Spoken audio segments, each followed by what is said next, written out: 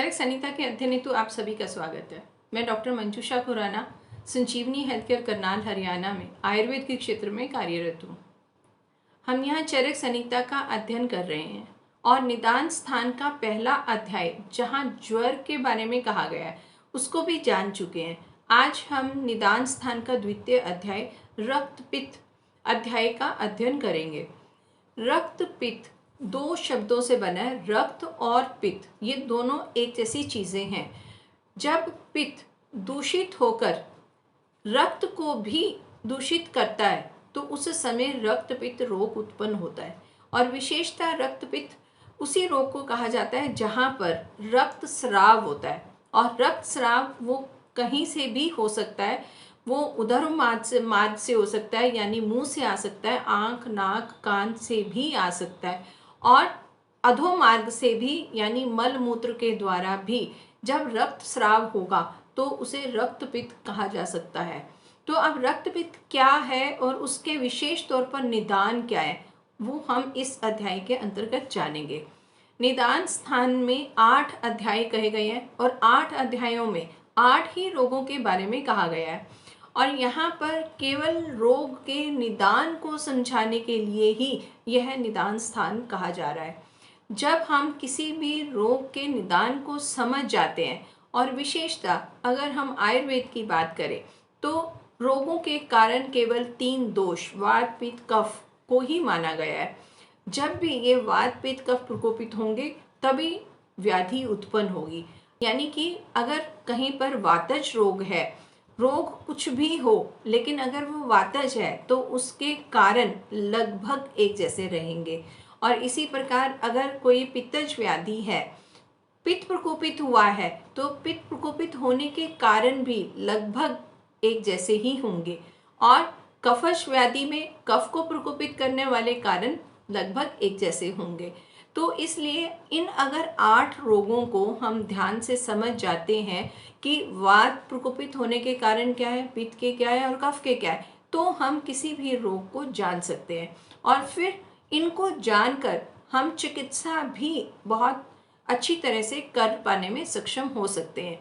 यहाँ पर चिकित्सा के बारे में विस्तार से नहीं बताया गया है। यहाँ केवल रोग का निदान किस प्रकार जानना है वही सब कुछ बताया गया है। चिकित्सा बताई गई है लेकिन वो सूत्र रूप में बताई गई है, यानी वो बहुत संक्षेप में बताई गई है। इन्हीं 8 रोगों का चिकित्सा में भी वर्णन मिलेगा, यानी जो हम चिकित्सा स्थान का अध्ययन करेंगे वहाँ पर इन रोगों के बारे में दोबारा से बताया जाएगा, लेकिन उनकी चिकित्सा विस्तार से वहाँ बताई जाएगी। तो आज हम रक्त पित्त का अध्याय आरंभ करते हैं। यहाँ पित्त जिस प्रकार से दूषित होकर रक्त पित्त नाम से कहलाने लगता है, आज हम उसकी व्याख्या करेंगे। तो ऐसा भगवान आत्रेय ने कहा था। अब यहाँ पित्त शब्द का प्रयोग हुआ है। पित्त जिस प्रकार से दूषित होकर, मतलब पित्त दूषित होता है और फिर उसी को ही रक्त पित्त कहते हैं।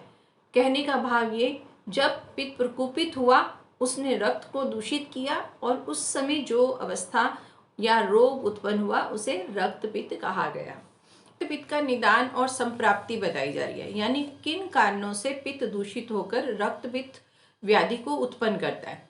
और इसमें विशेषतः यहाँ आहार और विहार के बारे में बताया है। और आहार में भी कुछ ऐसे द्रव्यों के नाम बताए हैं जिनका अगर उचित मात्रा में सेवन ना किया जाए या फिर उसका संयोग ठीक ना हो तो वह रोग को उत्पन्न करने वाला है।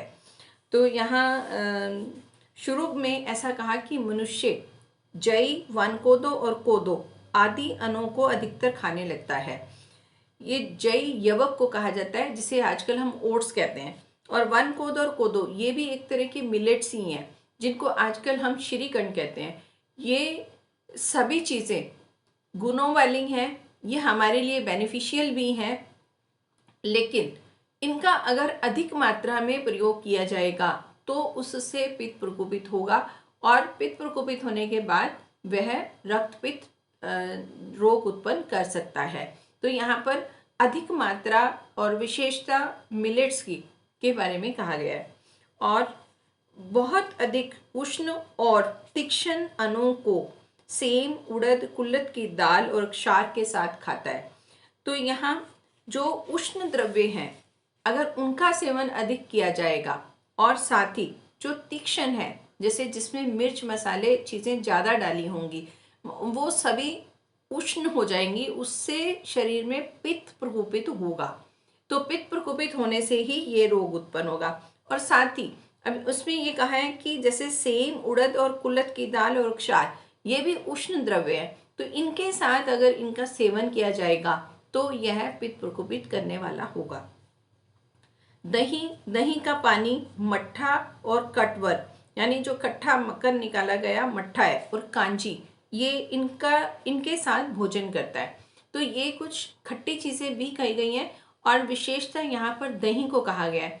दही को हम उष्णवीर्य मानते हैं, साथ ही यह अभिसंधि भी है, ये हम पूर्व अध्याय में बहुत बार जान चुके हैं।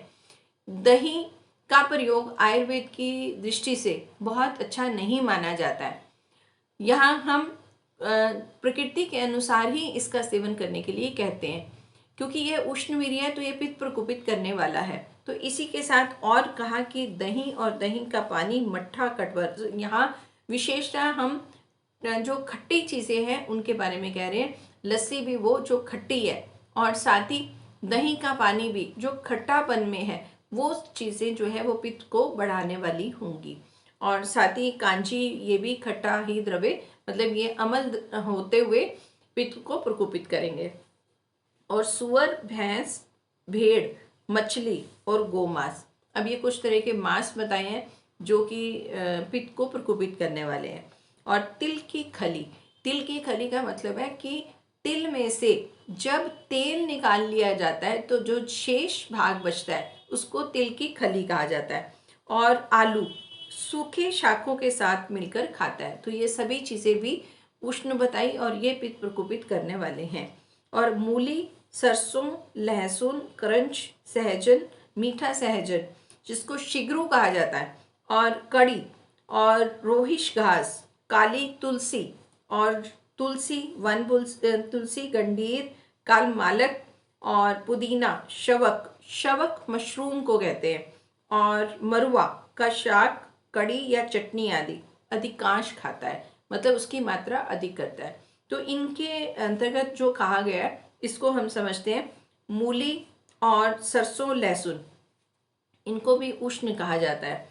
और करंच, सहजन जिसको सुहांजना भी कहते हैं, तो ये चीज़ें जो हैं ये भी उष्ण है। उष्ण होने के कारण ये पित्त को प्रकोपित करने वाली हैं। और साथ ही कड़ी और तुलसी के ही आगे विभिन्न स्पीसीज बताए हैं, जैसे कि काली तुलसी, तुलसी, वन तुलसी, गांडीर, ये सब तुलसी के भेद हैं। तो ये भी पित्त को प्रकोपित करने वाले हैं अगर ज़्यादा मात्रा में लिए जाएंगे तो। अदरवाइज ये अपने औषधीय गुण लिए हुए हैं, लेकिन अगर मात्रा ठीक ढंग से नहीं ली गई तभी ये पित्त को प्रकोपित करने वाले होंगे। और यहाँ पुदीना भी कहा गया है। पुदीना पाचक कहा जाता है और ऐसा साधारणतः समझा जाता है कि पुदीना जो है वो ठंडा होता है, लेकिन ये तीक्ष्ण है, तो तीक्ष्णता अधिक होने के कारण ये पित्त को प्रकोपित करने वाला होगा। तो इसलिए पुदीने का प्रयोग किया जा सकता है, लेकिन वो उसकी मात्रा कम होनी चाहिए। उसे हम जो प्रतिदिन हम सेवन कर सकते हैं वो बहुत कम मात्रा है, ज़्यादा मात्रा में उसका सेवन नहीं किया जाता है। और इसी तरह मशरूम के बारे में भी कहा है कि मशरूम का भी अगर अधिक प्रयोग किया जाएगा तो यह पित्त प्रकोपित करने वाला होगा। तो यहाँ अगला मरुआ कहा, मरुआ भी ये तुलसी का ही एक भेद है। इसको आम भाषा में पबरी भी बोलते हैं और मरुआ भी बोलते हैं। ये सब चीज़ें जो हैं ये भी उष्ण है, पित्त प्रकोपित करने वाली हैं। इनकी भी मात्रा का ध्यान रखना होगा। और इसके पश्चात अब आगे सुरा, सोबीर, तोशोदक, मेरे, मेदक, ये सब जो है ये सुरा के भेद हैं, अल्कोहल के भेद हैं। और अल्कोहल को उष्ण माना गया है, इसका विपाक उष्ण है।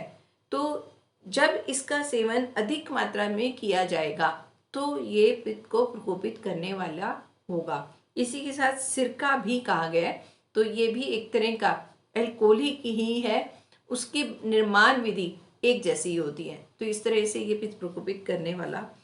और बड़ी बेर और खट्टी बेर को अनुपान के रूप में प्राय प्रयोग करता है, मतलब ये इन सब चीज़ों का अधिक प्रयोग करना पित्त प्रकोपित करने वाला है। चावल या दालों को पीसकर बनाए हुए पदार्थों को खाकर। अब यहाँ पर पिष्टी के बारे में बात की जा रही है। जब चावल या दाल को भिगोकर फिर पीसा जाता है और उसकी पिष्टी बना ली जाती है, उसमें खमीर भी उठाया जाता है, तो वो अगर अधिक मात्रा में खाया जाएगा तो वो भी पित्त को दूषित करने वाला होगा। और गर्मी से बेचैन होकर अधिक मात्रा में या बार बार कच्चा दूध पीता है या फिर दूध के साथ रोहिणी का शाक खाता है। अब यहाँ पर दूध के विषय में कहा है कि गर्मी में साधारणतः क्या है, कच्ची लस्सी बना लेते हैं, कच्चा दूध लिया, उसमें पानी मिलाया और पी लिया।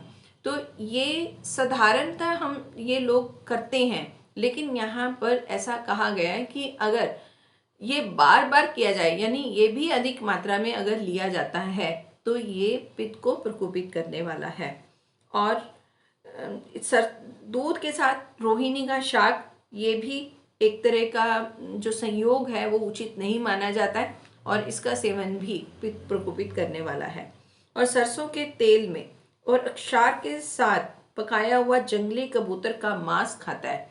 तो यहाँ एक तरह का विरुद्ध संयोग बताया जा रहा है। सरसों का जो तेल है वो भी उष्णवीर्य है और साथ ही उसके साथ अगर उसमें जंगली कबूतर का मांस अगर पकाकर खाया जाए तो यह और ज़्यादा पित्त को प्रकोपित करने वाला होगा और यह रक्त पित्त का कारण बनेगा। और कुल्थी, तिल की खली, जामुन या बढ़ल के पके फलों के साथ या फिर सिरका के साथ उष्णता से पीड़ित स्थिति में दुग्धपान करता है। मतलब कि उसको पहले से ये चीज़ें खाई हुई हैं और खाने के बाद उसको उष्णता है या अम्ल पित्त हो रहा है और उसके पश्चात वो दूध का सेवन करता है, तो उस व्यक्ति का पित्त इस प्रकार आचरण करने पर प्रकोपित हो जाता है। साथ ही रक्त भी अपने परिमाण में बढ़ जाता है।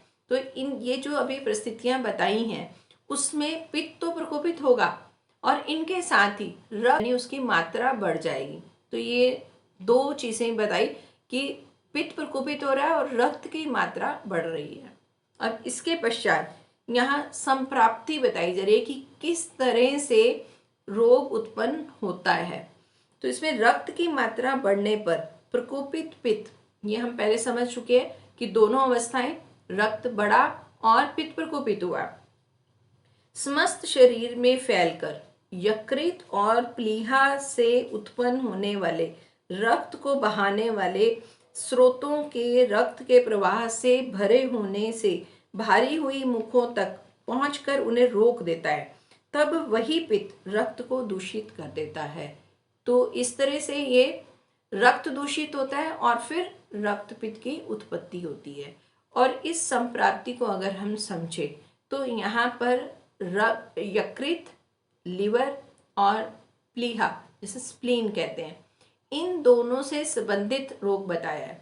ये जो प्रकोपित पित्त वाला रक्त है, मतलब पित्त प्रकोपित हुआ और रक्त की मात्रा अधिक है, तो ये दोनों जब लिवर या स्प्लीन में पहुंचते हैं तो वहाँ पर जो उनकी क्रियाएं होती हैं उस समय पित्त दूषित रक्त को दूषित करता है। तो उस समय वहाँ से निकलने वाला रक्त, यानी जब वहाँ से रक्त निकलेगा तो उस समय उन वाहिनियों में वो अवरोध उत्पन्न करेगा और उस समय ये रक्त पित्त का निर्माण होगा, मतलब रक्त पित्त रोग उत्पन्न होगा। तो इस तरह से ये संप्राप्ति बताई गई है कि पित्त को प्रकोपित करने वाले आहार से पित्त प्रकोपित होकर रक्त की मात्रा बढ़कर ये यकृत और प्लीहा के अंतर्गत वहाँ ये स्रोतों में अवरोध उत्पन्न करता है और फिर उसके पश्चात ये सारे शरीर में फैलकर रक्तपित्त रोग की उत्पत्ति करता है। तो इस तरह ये संप्राप्ति बताई। और इसके पश्चात अब रक्तपित्त की निरुक्ति बताई जा रही है। इसमें रक्त के साथ मिल जाने से, तो रक्त को दूषित कर देने से और रक्त के गंध और वर्ण के सदृश गंध व वर्ण वाला हो जाने से पित्त को ही रक्तपित्त कहते हैं।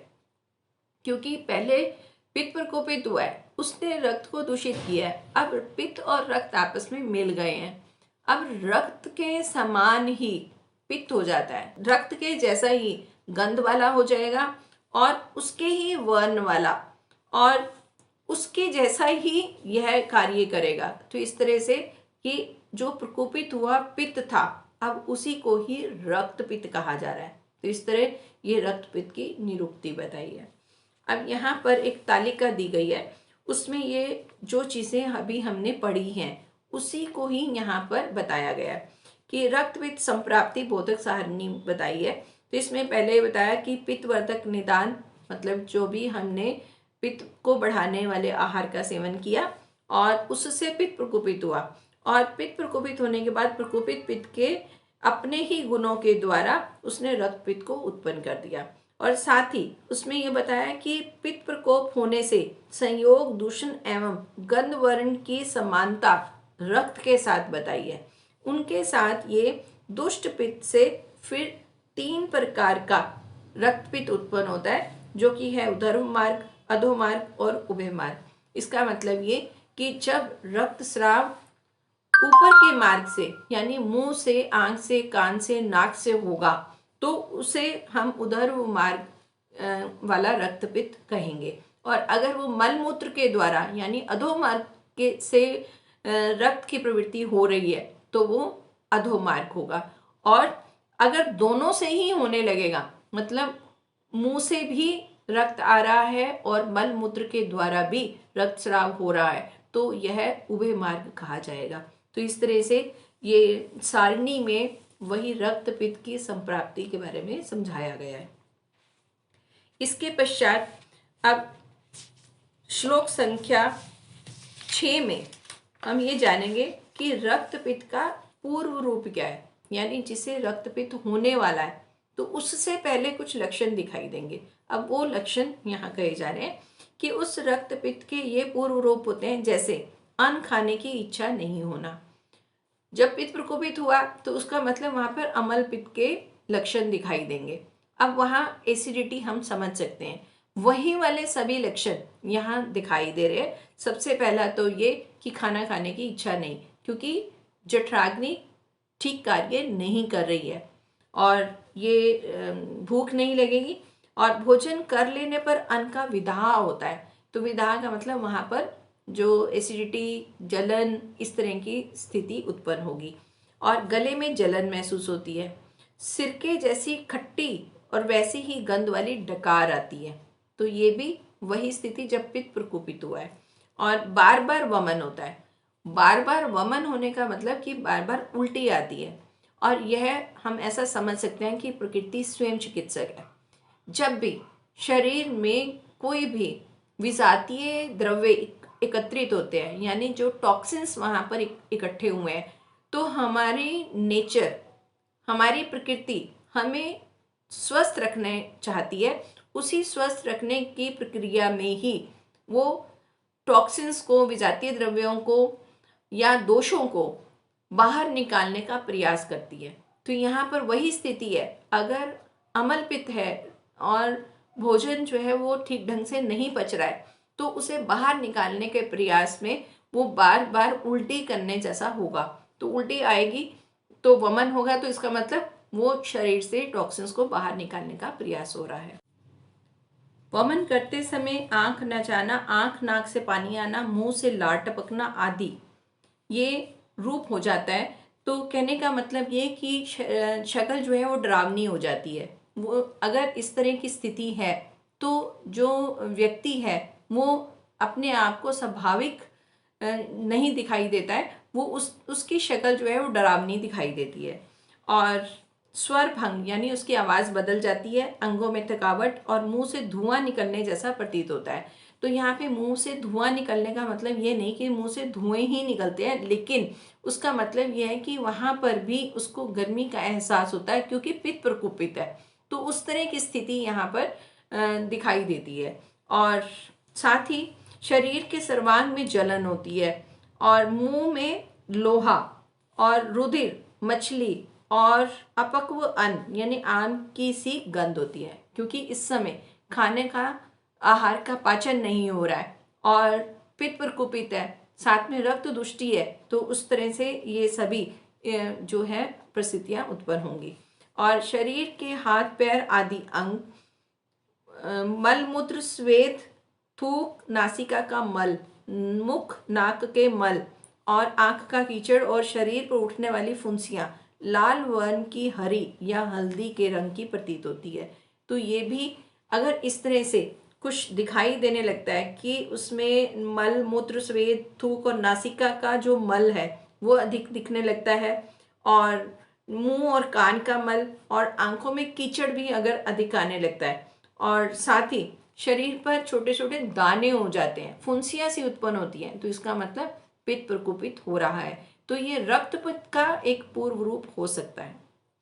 अगर किसी व्यक्ति को रक्तपित्त हो ही जाता है तो कौन कौन से लक्षण उसके शरीर में पहले दिख रहे थे, क्योंकि रक्त प्रवृत्ति एकदम नहीं होगी, उससे पहले पित्त प्रकोपित होगा, और जब पित्त प्रकोपित होगा तो उसके लक्षण भी दिखाई देंगे। और अगर उन लक्षणों को ना देखा गया, ना ध्यान दिया गया, उसकी चिकित्सा ना की गई, तो ही वो रक्तपित्त की व्याधि बनेगी। तो ये सब लक्षण जो अब यहाँ पर बताए जा रहे हैं, जो पूर्व रूप बताए जा रहे हैं, वह जो रोगी है वो रक्तस्राव होने से पहले के ये चीज़ें बताएगा। तो इस तरह से हम पेशेंट की जब हिस्ट्री लेंगे तो उनसे पहले जो लक्षण दिखेंगे वो सब ये पूर्व रूप में कहे जा रहे हैं। और अंगों में दर्द रहता है, स्वप्न में बार बार लाल, नीले, पीले या काले वर्ण रूप में और प्रज्वलित अग्नि की ज्वाला दिखाई देता है। ये एक तरह के अरिष्ट लक्षण है, ये हम आगे आने वाले अध्यायों में जानेंगे। और ये लक्षण रक्तपित्त के पूर्व रूप में होते हैं। तो ऐसा कहने के पश्चात अब रक्तपित्त के उपद्रव बता रहे हैं। उपद्रव का मतलब कि कॉम्प्लिकेशंस क्या क्या हो सकती हैं। तो दुर्बलता, भोजन में अरुचि, अपचन, श्वास, खांसी, ज्वर, अतिसार, शोथ, शोष, पांडुरोग और स्वर भेद, ये रक्तपित्त के उपद्रव है। इसमें अंतिम स्वर भेद बताया है। स्वर भेद को यहाँ पर पूर्व रूप भी कहा गया है, मतलब जो रक्तपित्त अभी उत्पन्न नहीं हुआ है लेकिन वो पहले आवाज में भिन्नता आ रही है, और इसका लक्षण भी कहा है कि रक्तपित्त अगर व्याधि हो गई तो भी ये दिखाई देगा। और इसके अलावा जो यहाँ लक्षण कहे हैं वो है सबसे पहले दुर्बलता, कि जब भी रक्तस्राव होगा तो रक्तस्राव के साथ शरीर में दुर्बलता आएगी, वो अपने आप को कमज़ोर महसूस करेगा। और साथ ही भोजन में अरुचि हो जाएगी क्योंकि उसको खाना खाने में इच्छा नहीं होगी, और अपचन होगा, और इसमें श्वास और कास मतलब खांसी, दमा वगैरह हो सकता है, उस समय वो भी दिक्कत आएगी क्योंकि रक्तस्राव हो रहा है। तो इस तरह के ये सभी उन्होंने कॉम्प्लिकेशंस के बारे में कहा है कि ज्वर हो सकता है, अतिसार हो सकता है, और ये शोथ, शोष और यहाँ पर पांडु रोग, तो ये सब जो है उसकी कॉम्प्लिकेशंस बताई हैं, उपद्रव बताए हैं। अब इसके पश्चात रक्तपित्त के मार्ग बताए हैं कि किन मार्गों के द्वारा रक्तस्राव हो सकता है। ये रोग उत्पत्ति के बाद की बात कही गई है।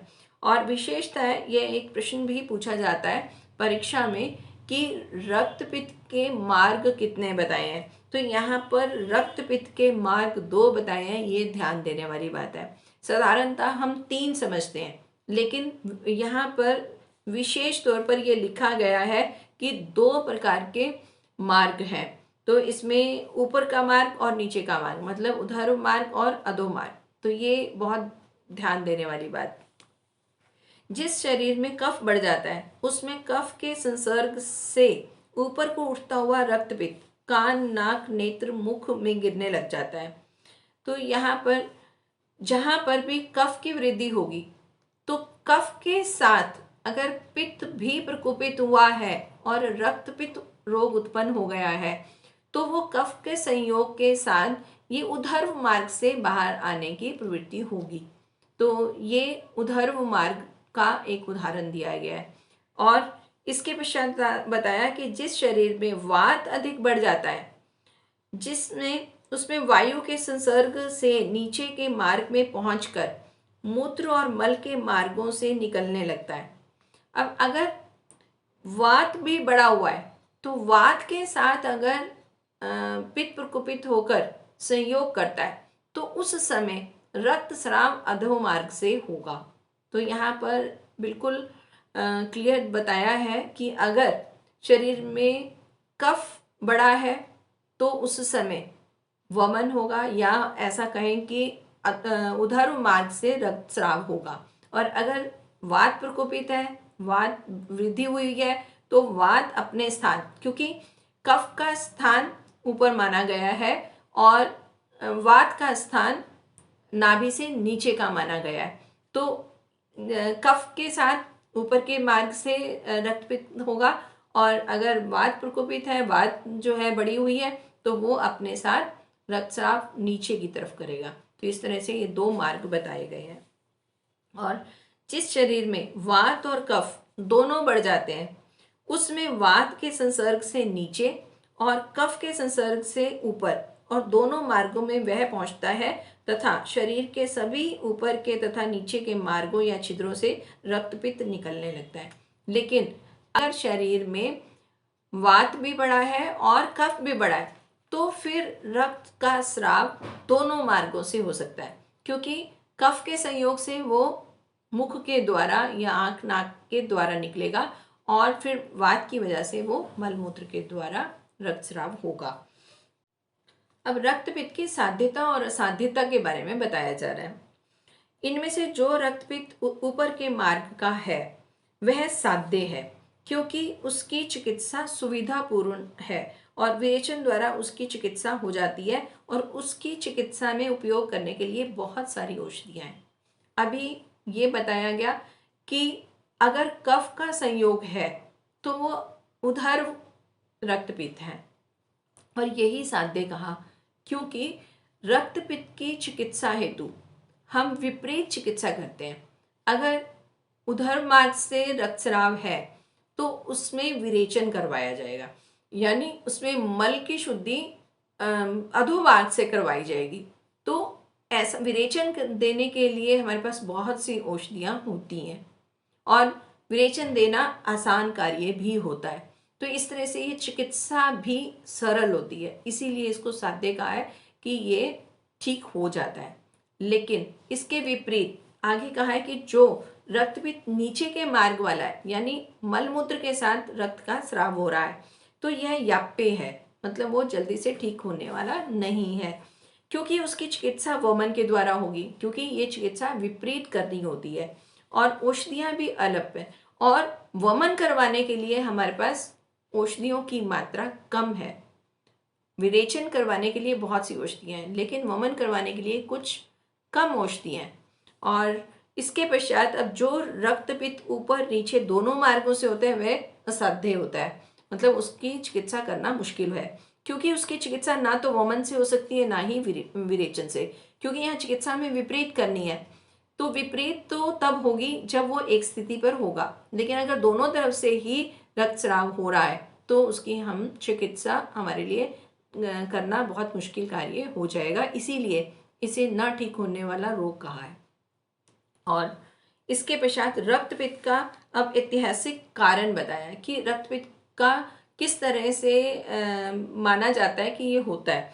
तो ये कहा कि एक कहानी के रूप में कहा है कि प्राचीन काल में दक्ष प्रजापति के यज्ञ के विध्वंस के समय भगवान शंकर को क्रोध का आवेश हुआ और जिससे उनके ललाट में तीसरे नेत्र की उत्पत्ति हुई और उस तृतीय नेत्र से आग्नेय बालक निर्मित हुआ जिसने उस यज्ञ का विध्वंस किया। उस क्रोध अग्नि की ज्वाला चारों ओर व्याप्त हो गई और जिनका शरीर और प्राण ज्वर के संताप से पहले से ही संतप्त था वे उस तेज को सहन नहीं कर सके। जिसके परिणाम स्वरूप उन्हें ज्वर के साथ साथ रक्त पित्त रोग भी हो गया।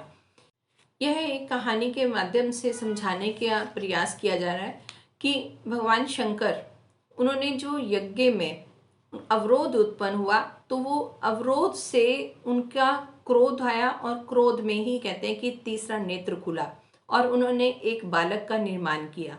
बालक के जन्म से ही उसको वहाँ ज्वर था और उसके पश्चात वो जो आग्नेय पैदा हुआ उसके साथ ही पित्त प्रकोपित हुआ और वहाँ ये ज्वालाओं से ही ज्वर के साथ ही रक्त पित्त भी उत्पन्न हुआ।